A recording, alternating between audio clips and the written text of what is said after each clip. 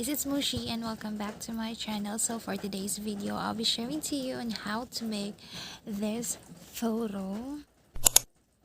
And yes, it's an easy tutorial for you.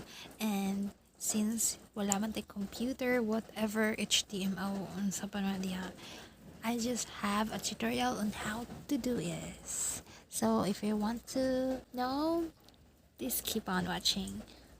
By the way, if you are new to my channel, please don't forget to subscribe and click the notification bell to be updated for more videos.